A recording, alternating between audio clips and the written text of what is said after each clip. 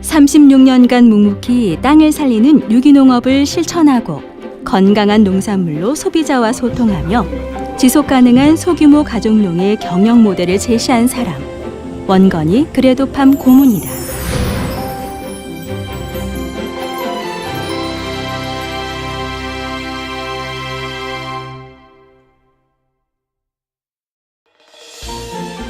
삼면이 바다로 둘러싸인 한반도, 그 모습을 그대로 닮은 지형이 있는 강원도 영월군. 1983년 원건희 씨는 원농원이라는 이름으로 농사를 짓기 시작했다. 그런데 농약을 한 번 치고 나면 아내가 많이 아팠다. 이런 방법으로는 내가 계속 농사를 짓는 거는 좀 어렵겠다는 생각이 들어서 우선은 내 가족이 살아야 된다는 그런 신념을 하게 된 게 이제 유기농의 시작입니다. 농사에서 가장 중요한 것은 땅이다. 땅이 건강하면 작물도 병해충을 이겨낼 자생력을 지닌다. 마침 숲과 산이 많고 펄프 공장이 지척에 있어 나무 껍질이 흔했다. 나무는 수십 년간 양분을 품고 살아 좋은 유기물이 월등히 많다.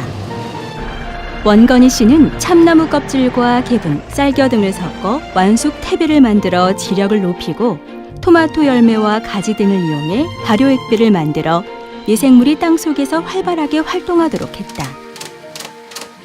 유기농 하면은 이제 약을 안 치고 단지 비료를 안 치고 이렇게 농사를 짓는 방법이라고 생각을 하는데요. 근본적으로 땅을 살리는 농법입니다. 좋은 유기물을 땅에 투입하지 않고는 불가능합니다. 그렇게 10년 이상의 시간과 고집, 정성을 쏟자 땅은 못생겨도 맛 좋은 유기농산물의 품질을 넘어서 모양과 빛깔, 맛이 뛰어난 토마토를 만들어냈다. 1600평 하우스에서 약 40톤을 생산하는데 일반 농업과 비교해도 뒤지지 않은 수량이다. 시간이 흐르며 원건희 씨의 퇴비 농법을 따르는 지역의 농민들도 늘기 시작했다. 과정이 좀 힘들었죠. 시설 하우스를 하면서 땅에 준 것이 없이 그냥 약탈만 한 꼴이 된 거죠. 그래서 6, 7년간 어려웠던 상황들을 겪으면서 그걸 이겨내고 그 후에 이제 소득이라든가 품질이라든가 맛이라든가 여러 가지가 이제 눈에 보이기 시작하더라고요. 좋은 쪽으로. 그래서 지금은 만족하고 있습니다. 그러나 건강한 유기농산물에 대한 시장의 반응은 냉담했다. 주변에서도 만류했다. 원건희 씨는 시장과 타협하지 않고 기본을 지키자는 생각을 다졌다. 그래도 해야 한다. 그래도 유기농을 포기하면 안 된다. 입버릇처럼 했던 말이 지금의 그래도팜이 되었다.